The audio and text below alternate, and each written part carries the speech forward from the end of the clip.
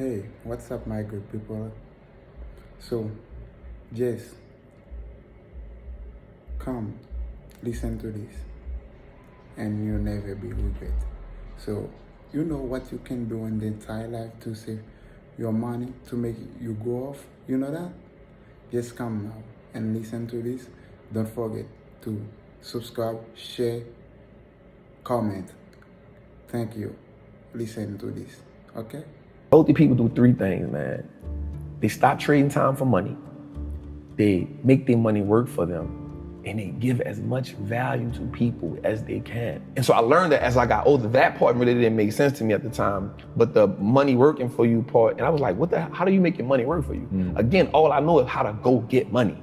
So he says, wealthy people, first they get into stocks, then they start a business, and then they get real estate. I took my time, I researched the Warren Buffetts and the Peter Lynch's, and I'm not gonna lie, in the beginning, that shit was like Chinese to me, right? This is a foreign language. And so what happened to me was it started reminding me of being in the streets. Everything about it. And I heard this term one time that said, the real gangsters are on Wall Street. Once you know how something works, then you can get good at it. But if you, and I really think the vast majority of humanity, and I don't care what class you're in, the vast majority of humanity does not understand how the world works. Yep. Therefore, they are at the mercy of the world, and the people that figure out how it works can change things. You know, you have to understand how things work. And like, yeah, that is to me what is so powerful about you. You understand a game that a lot of people that are disenfranchised understand, the streets. And you're saying, motherfuckers, this is just physics. Let me show you the correlate over here. It's all the same shit. It's the same. That's it. And so that's important for me, the understanding the basics and the fundamentals. Like once you start understanding the fundamentals, you give yourself power because you now understand, like you said, you see how the machine works, right? And so most people look at the machine and marvel and say either, like most people look at the stock market, 98% of the people who I know look at the stock market and say, yo, that's not a game I can play.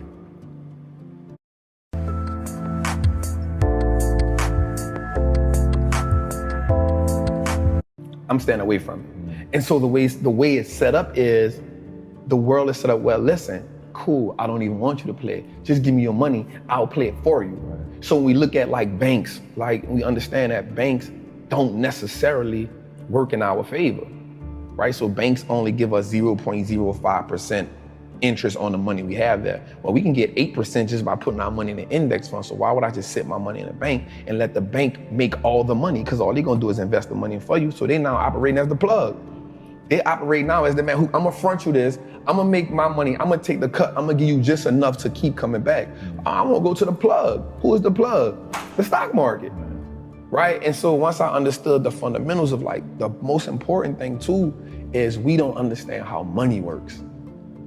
That's a whole different language in its own. The relationship with money in my community is you make money just enough to pay bills. And so once you get tired of paying bills, you say, you know what? I need to treat myself to something, right? No matter if I gotta go in debt, no matter if I need to treat myself to something to take this misery away.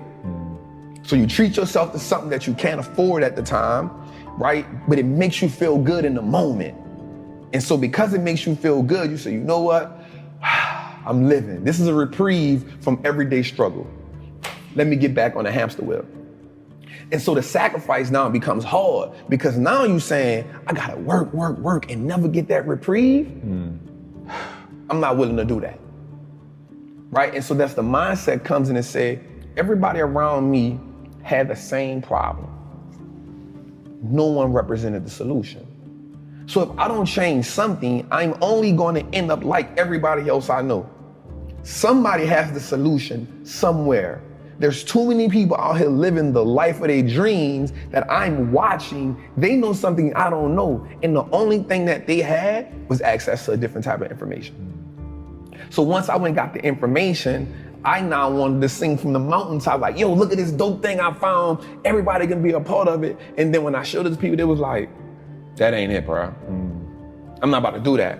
And so I realized how powerful it was for me to, one, become economically like powerful, in my mind.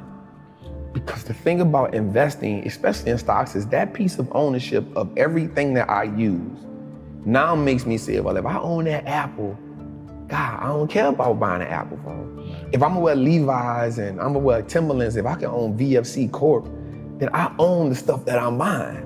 I'm okay with that. Like that subtle shift in my mindset changed everything for me. Because now I was after just owning everything that I consumed. In the beginning, that was my introduction to the game. Let me just own everything I consume and then I'll feel okay.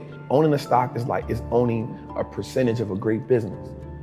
And so once I understood that concept, I understood that the key to wealth is through ownership.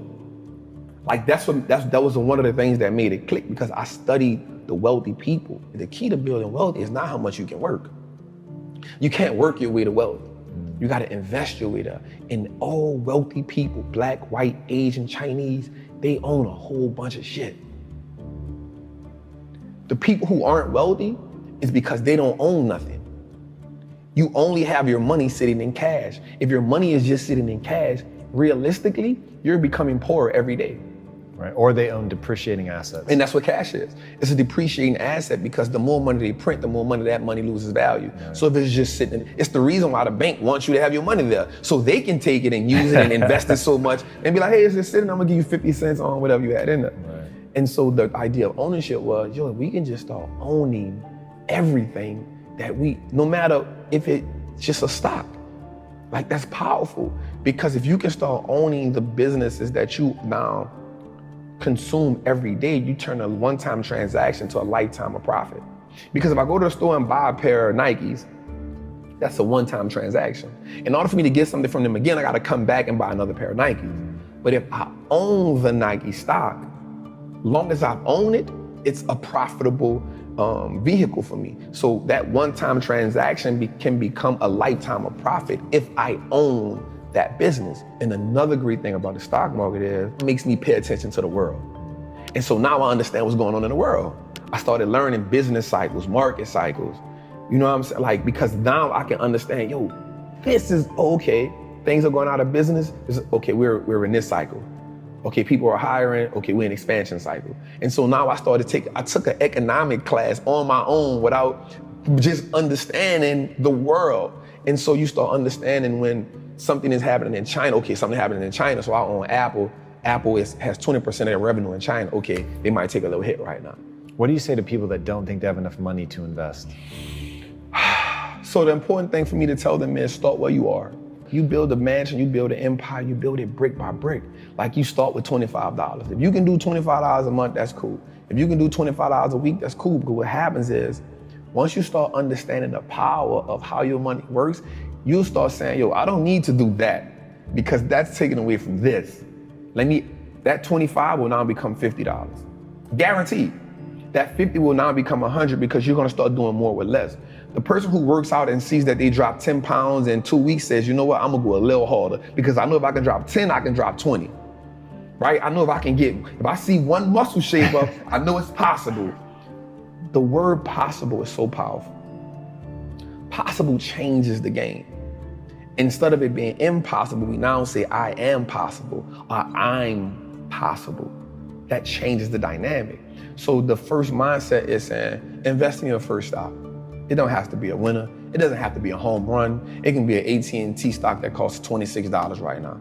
It may not be the best investment in the world, but you started, right? And the great thing about anything is you can't be great if you never go to practice.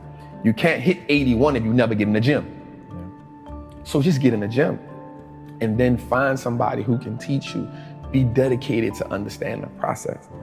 Warren Buffett said he reads 500 pages a day. We have to understand the power in learning and being educated, man.